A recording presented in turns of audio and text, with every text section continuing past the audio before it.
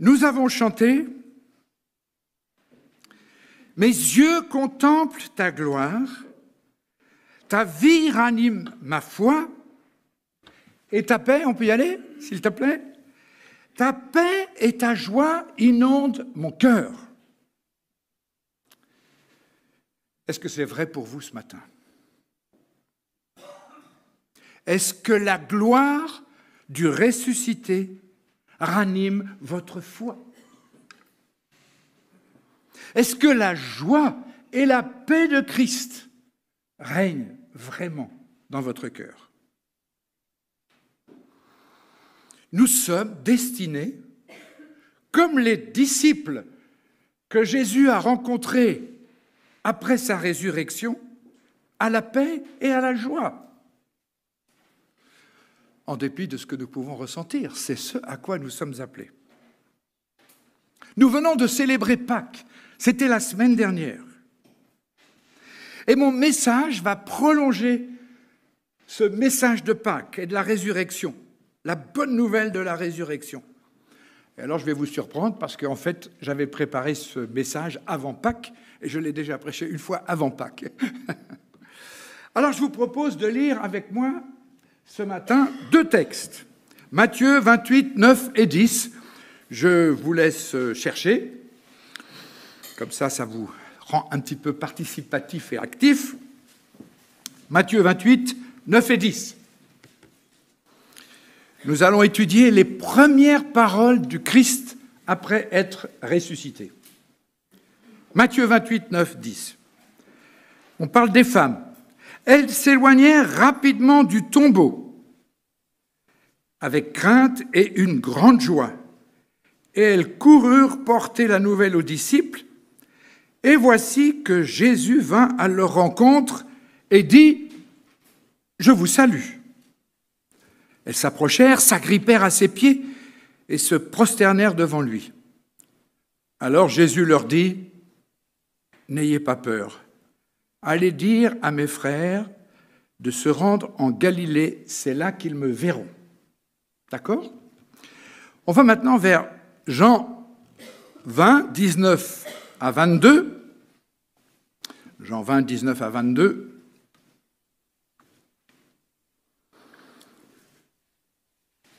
Je lis dans la version second 21 pour ceux qui peuvent choisir leur version dans leur smartphone.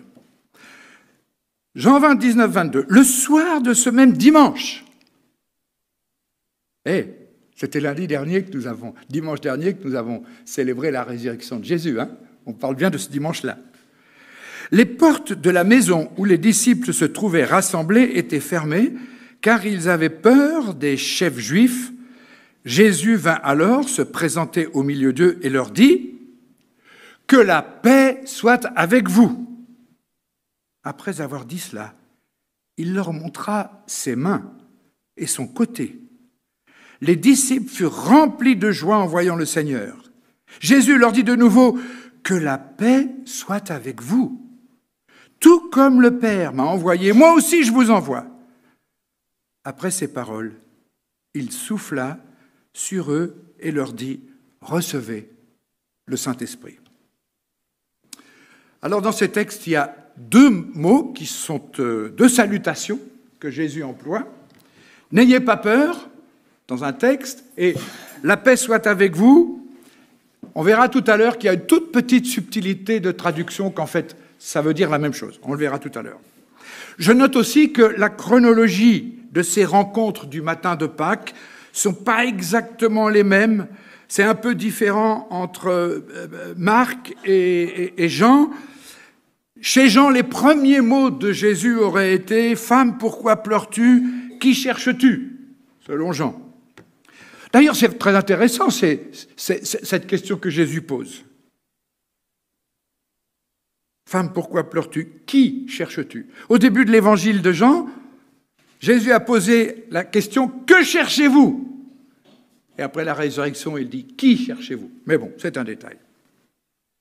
On va examiner la rencontre des femmes avec Jésus. Vous vous rappelez ce qui vient de se produire dans le jardin? Un tremblement de terre. Ça vous est déjà arrivé un tremblement de terre? Si, à Drulingen, il y a eu un tremblement de terre une fois, il y avait ma nièce qui était là, on entendait les verres qui faisaient comme ça dans l'armoire. Rien que ça vous trouble. Ensuite, il y a eu des résurrections. Il y a eu l'apparition d'un ange dont l'aspect était comme l'éclair. Et comble, pour bouleverser les femmes, le tombeau est vide. Où est le corps de Jésus? Et un ange qui apparaît encore. C'était tellement violent les circonstances de la résurrection de Jésus que la Bible dit que les gardes devinrent comme morts. Donc imaginez-vous ce que ressentent les femmes alors que les mecs, ils sont comme ça. Et avant qu'elles ne rencontrent Jésus, les femmes voient un ange, choc supplémentaire. Quant à vous, n'ayez pas peur. Je sais que vous cherchez Jésus, celui qui a été crucifié. Et l'ange les invite à regarder dans le tombeau et aller dire aux disciples. Elles coururent porter la bonne nouvelle aux disciples, et voici que Jésus vint à leur rencontre et dit « Je vous salue ». Elles s'approchèrent et on l'a déjà lu. Attendez, on s'arrête une seconde là. Mettez-vous à la place de ces femmes. Qu'est-ce qu'elles viennent de vivre? Leur vie est émotionnellement...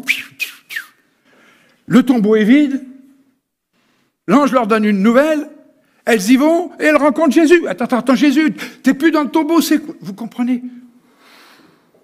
Elles sont tellement bousculées, tellement renversées par ce qui vient de se produire, que le texte dit qu'elles se sont agrippées aux vêtements de Jésus.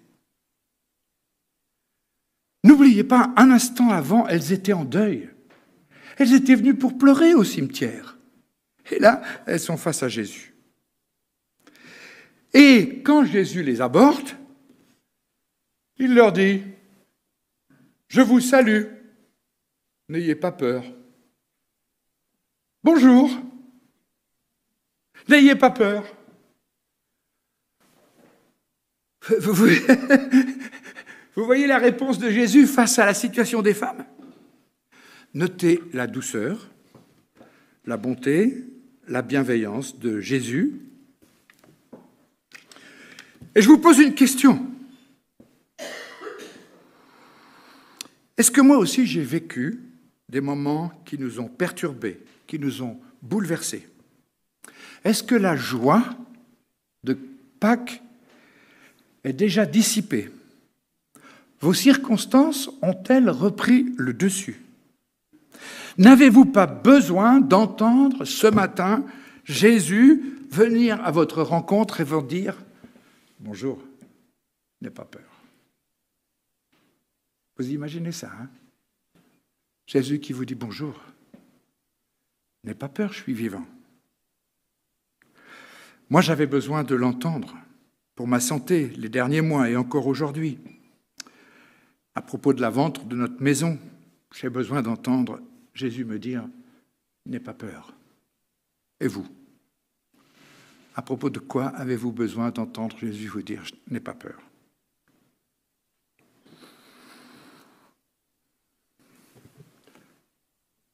Examinons la rencontre dans la chambre haute. Que dit le texte? Le soir de ce même dimanche, les portes de la maison où les disciples se trouvaient rassemblés étaient fermées car ils avaient peur des Juifs. Les disciples, eux aussi, sont au moins aussi perturbés que les femmes qui sont allées au jardin. Après 3 ans d'avoir suivi leur maître, la belle aventure finit dans une impasse. Ils ne savent plus où ils en sont. Ils se cachent, ils se barricadent. Mais la porte fermée n'empêche pas Jésus de venir, de s'approcher d'eux et de leur dire que la paix soit avec vous. Lisez avec moi. Tout ce qu'il a à leur dire comme première salutation, c'est la paix soit avec vous. Salutation bien connue qui était lancée à droite ou à gauche, sur toutes les places de marché, dans tous les lieux où les hommes avaient l'habitude de se rencontrer. Il indique ainsi la tranquillité divine de sa nature. Il minimise le fait de la mort. Il la réduit à sa véritable insignifiance, comme une parenthèse à travers laquelle ils peuvent passer sans être affectés de toutes les douces familiarités et les amitiés affectueuses. Il renoue ainsi les liens brisés. Question. Est-ce que moi, je suis aussi enfermé dans mes problèmes, dans mes questions, en oubliant que Jésus est ressuscité? Les derniers temps, j'ai souvent prêché sur Jésus qui vit en nous par son esprit. Mais quelle influence a la présence du Saint-Esprit dans notre vie de manière effective? Je reconnais que dans cet exemple, il a fallu un certain temps pour que les disciples réalisent et comprennent ce que Dieu était en train de faire. Mais je vous pose la question. Est-ce que vous avez besoin d'entendre, vous aussi, la paix soit avec vous?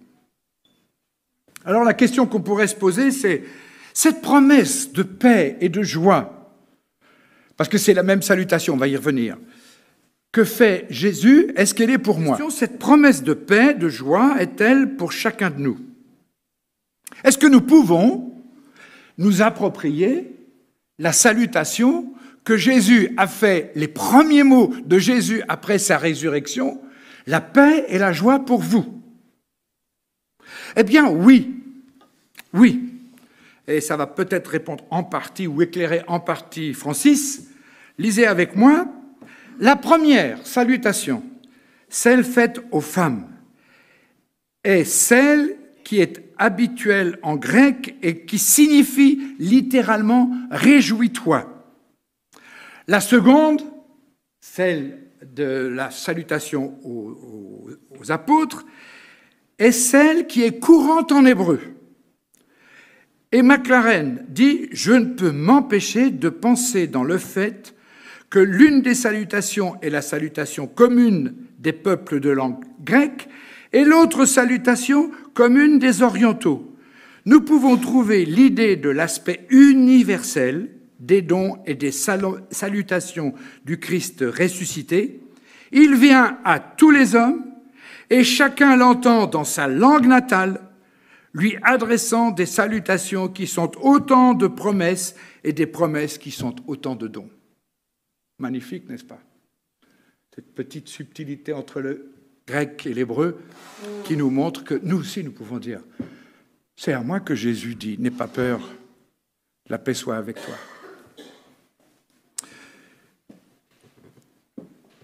Donc, Jésus vient à votre rencontre ce matin et vous dit tout simplement « Bonjour, n'aie pas peur ».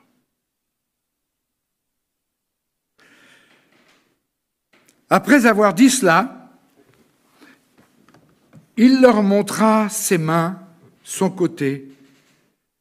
Les disciples furent remplis de joie en voyant le Seigneur. Jésus leur dit de nouveau, « Que la paix soit avec vous.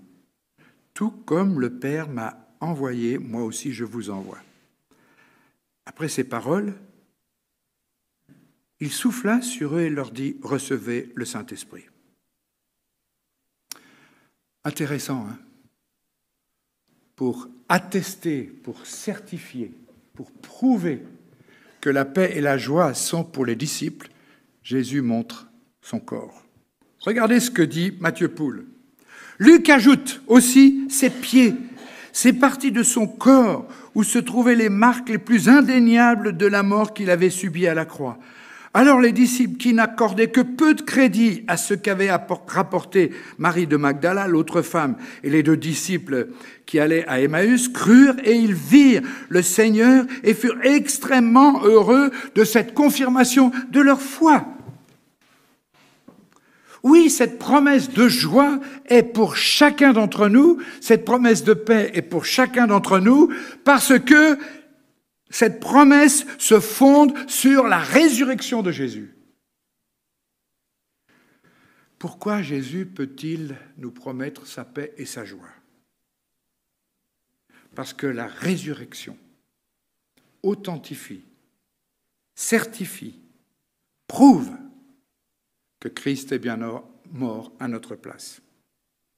Et c'est précisément le cœur de la bonne nouvelle de l'Évangile. Voici ce que proclame Paul. Christ est mort pour nos péchés, conformément aux Écritures. Il a été enseveli, il est ressuscité le 3e jour, conformément aux Écritures. Ensuite, il est apparu à Céphas, puis aux 12. La résurrection de Jésus-Christ est le socle, la pierre angulaire de l'Évangile, de notre foi. Nous sommes appelés à la paix et à la joie parce que Jésus nous montre ses cicatrices. Jésus nous montre qu'il est passé par la mort, mais qu'il est ressuscité. Et après, d'ailleurs, il va inviter Thomas. Touche, Thomas, touche ici. Jésus atteste, oui, je suis réellement mort, mais réellement ressuscité. C'est bien moi qui ai porté vos péchés et les péchés du monde. Et c'est la volonté, le plan de Dieu d'être dans la joie et la paix en dépit des circonstances. Regardez ce que dit Marc Claren. Par Christ, dont l'œuvre est ainsi déclarée, achevée et agréable à Dieu, toute tristesse du péché, toute culpabilité, tout trouble du cœur et de l'esprit, par suite de passions mauvaises et de souvenirs brûlants, d'iniquité antérieure, toute perturbation de notre concorde avec Dieu, d'un seul coup et pour toujours balayée.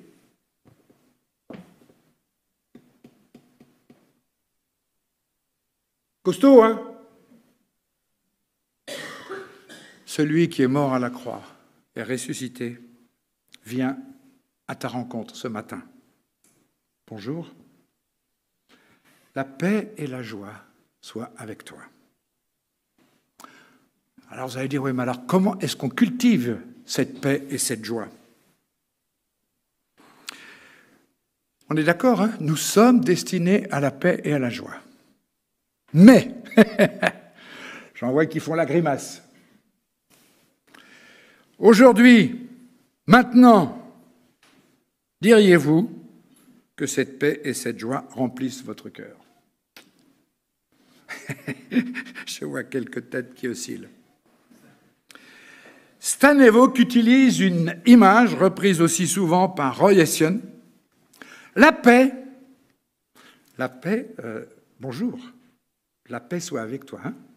Donc la paix est comme l'arbitre d'un match de football qui reste silencieux jusqu'à ce qu'il y ait une faute. Mais la disparition de la paix est comme le sifflet de l'arbitre. Bon, peut-être les dames ne sont pas familières du foot, mais enfin quand même, on ne va pas non plus faire du machisme. Mais tout le monde sait que quand il y a une faute, l'arbitre siffle, on peut continuer à courir, on peut marquer des buts. Ça ne sert à rien. Qu'est-ce qu'il faut faire? Il faut revenir à l'endroit de la faute et faire une remise en jeu. Ça veut dire que chaque fois que nous avons péché, nous devons pouvoir revenir à la croix et remettre le ballon en jeu. C'est intéressant parce que est-ce que vous avez déjà vu les footballeurs courir, hein? Ou c'est pareil au hand, hein? Moi, je suis allé voir une fois un match de hand de Jérémy, hein? Ça se bouscule, hein? On se rentre dedans. Et moi, je dis, mais ils ont le droit de faire ça, les gars? Ah ben oui, ils ont le droit. Et tant que l'arbitre n'a pas sifflé, c'est bon, hein, Jérémy? Donc nous, est-ce que de quoi tu te poses des questions, Jérémy, en disant, hand ou foot, c'est pareil. Monsieur l'arbitre, est-ce que j'ai un peu dérangé mon adversaire, là, en lui donnant un coup d'épaule? Tu t'arrêtes pas. Tant que l'arbitre n'a pas sifflé. On est d'accord? La même chose avec le Saint-Esprit. Est-ce que je dois me poser des questions sans cesse? Non! Mais je dois être sensible au sifflet de l'arbitre et être prêt. Parce que comme le Fils prodigue, nous sommes toujours tentés de nous détourner de notre Père pour aller chercher quelque chose ailleurs, chercher la paix ailleurs, c'est un petit peu ce que tu disais, hein, aller chercher la paix ailleurs que dans l'œuvre de Christ, dans la comparaison aux autres, dans le travail que nous accomplissons, dans l'assurance d'un train de vie chrétien, assez cool, comme ça, et ça va, je suis là tous les dimanches, personne n'a rien à me dire, dans le confort. Pourtant, c'est l'absence de cette paix qui doit vous dire, il y a peut-être quelque chose à régler avec le Seigneur pour retrouver cette communion, retrouver cette paix. Parce que le péché est beaucoup plus présent que ce que nous pensons. J'aime bien cette citation de Forsyth. Nous ne sommes pas seulement des brebis égarées. Oh, pauvre petit chrétien, il faut que le Seigneur vienne les chercher. Ouais. Nous sommes des rebelles pris les armes à la main. Si vous n'avez pas lu le livre de Roy Hession, Bonne nouvelle pour des rebelles, je vous invite à le lire. Vous allez dire, comment ça? Moi, un rebelle, les armes à la main? Non, Alain, t'exagères, franchement. Pour qui tu me prends? Hier, j'ai regardé une petite vidéo de 40 minutes sur Instagram. Ah oui, je sais, je vais sur Instagram. Bon, ben, pardonnez-moi. Mais j'avais déjà envoyé mon PowerPoint à JD, sinon j'aurais mis cette petite vidéo, 40 secondes. Quand je l'ai montrée à Martine, elle a dit « Ouh !» Alors je vais vous dire, c'est le pasteur Yvan Carluer, c'est pas tout à fait notre milieu évangélique, hein, c'est la grande église, la méga church de Paris. Il a dit quelque chose, et c'est en lien avec Pâques. Écoutez bien. Chaque fois que, tout en aimant Jésus, l'argent, la promotion, les finances passent avant, je suis Judas. Vous suivez le truc maintenant, là? On est dans Pâques. Hein? Il continue.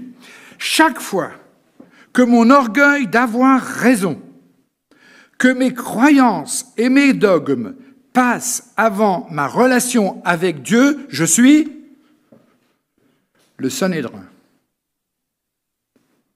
Chaque fois que mon projet personnel de vie a plus de valeur que ma relation avec Dieu, je suis Pierre. Chaque fois que ma réputation sur terre est plus importante pour moi que mon éternité, je suis Pilate. Vous voyez que nous sommes des rebelles, les armes à la main. Nous avons besoin que le Saint-Esprit éclaire nos cœurs en profondeur, mettre en lumière notre péché, dans les petites comme dans les grandes choses. La paix parfaite, la joie avec laquelle Jésus a salué les femmes et les disciples est pour ceux qui sont en parfaite paix et qui se repentent et qui sont en paix avec le Saint-Esprit. Si nous voulons cette paix, nous devons cesser de nous excuser, de blâmer les autres. Nous devons accepter, reconnaître et confesser que nous sommes des pécheurs et reconnaître qu'il n'y a que Christ et son Esprit qui peuvent nous rendre heureux et joyeux. Et nous devons apprendre que l'absence de paix et de joie est un indicateur que quelque chose a besoin d'être réglé dans notre vie avec Christ. Un peu comme quand on a une poussière dans l'œil, toute petite poussière. On commence à triturer et tout, il faut qu'on l'enlève, on ne peut pas rester avec. Vous êtes d'accord avec moi? Eh bien, quand la paix et la joie s'en vont, c'est que l'arbitre a sifflé. C'est qu'il est temps de revenir à la croix. Cette citation de Stanley Vauque est bien dans la continuité de notre réflexion. La place du pécheur n'est pas seulement le lieu de l'acceptation, de la paix, du pardon, mais le lieu du réveil, car c'est là que le Christ lui-même est expérimenté comme la réponse divine à chaque besoin. Le réveil, une expérience personnelle. Il se produit quand Christ vient à notre rencontre et que nous en avons le plus besoin. Comme ces femmes qui couraient pour aller dire aux disciples que Jésus était vivant, elles avaient un besoin énorme de rencontrer Christ. Comme les disciples dans la chambre haute, couverts envahis par la frustration et la déception. Ils avaient besoin de rencontrer Christ. Mais lorsque Christ vient à notre rencontre, qu'est-ce qu'il trouve, Souvent, il trouve la déception, comme quand il est entré dans la chambre haute. Je l'ai dit tout à l'heure, ils avaient suivi Jésus pendant des années, et puis tous leurs rêves, tous leurs projets, tout était ruiné. Les gars ont dû se dire, ben, qu'est-ce qu'on fait? On retourne à la pêche, d'ailleurs c'est ce qu'ils ont fait. Hein. Mais n'oubliez pas, 3 jours avant, ils s'étaient tous barrés. Ils avaient montré qui ils étaient en réalité. Et Stan Levok pose une bonne question. Regardez, suivez avec moi. Je me demande si vous êtes un chrétien déçu. Il fut un temps où vous aviez l'intention et même la promesse de faire beaucoup. Mais encore et encore, au moment de l'épreuve, vous avez renié Jésus, vous avez fui. Vous avez l'impression d'avoir échoué lamentablement à être le chrétien que vous devriez être. Aujourd'hui encore, vous vous remémorez les jours dorés d'il y a longtemps, lorsque vos espoirs étaient grands, que votre cœur était rempli de paix et de joie. D'une manière ou d'une autre, les choses que tu as cru, espéré, professé n'ont pas fonctionné comme tu le pensais. Peut-être que vous êtes déçu de Jésus, et peut-être au moins, comme ça m'arrive souvent, déçu de vous-même. Alors vous êtes comme les disciples, dans la chambre haute. Et pour Jésus, les disciples, l'état émotionnel et ce que ruminaient les disciples n'était pas un problème pour Jésus. Quelle a été la première tâche de Jésus après sa résurrection? Eh bien, il est venu encourager ses disciples et les femmes. Il est venu remonter le moral à tout le monde, si j'ose m'exprimer ainsi. Christ vient et Christ veut nous réconforter, nous encourager à la foi, à la confiance, à la compréhension de l'œuvre de la croix, pour nous faire accéder à la paix et la joie. Jésus ne vient pas quand tout va bien, si j'ose dire. Il vient quand nous sommes dans le besoin, comme les femmes et les disciples. Et l'éruption de Jésus dans la chambre haute, réfléchissez à quelles conséquences ça a eu. Il n'y aurait pas eu d'église. Il n'y aurait pas eu de Pentecôte si Jésus n'était pas venu parmi les siens dans la chambre haute pour leur dire « Hé les gars, tout va bien ». Ils étaient sans défense, sans avenir. Pierre se sentait encore coupable de sa trahison. Thomas doutait. On est là en face d'un groupe d'incrédules, de craintifs, de sceptiques.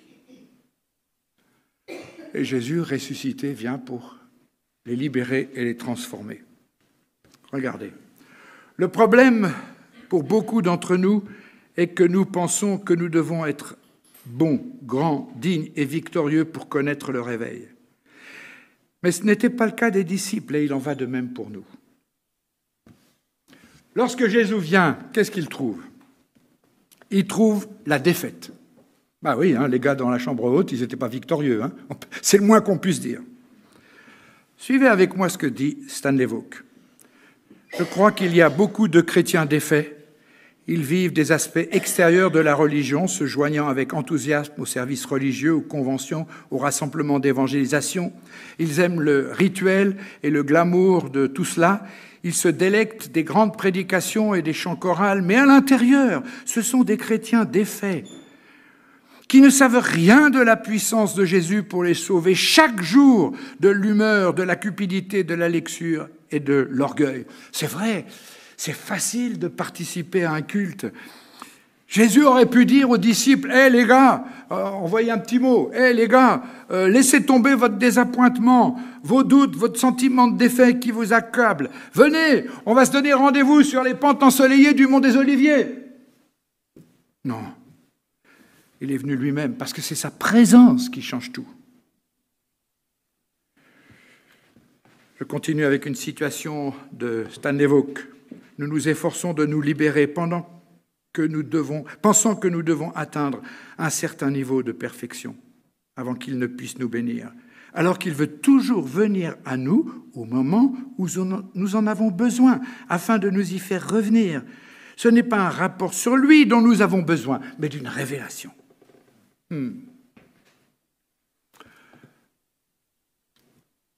Lorsque Jésus vient, qu'est-ce qu'il apporte?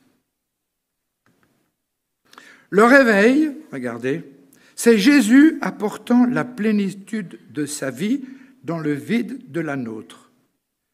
Pour que chaque membre en nous, il y a une grâce correspondante en lui.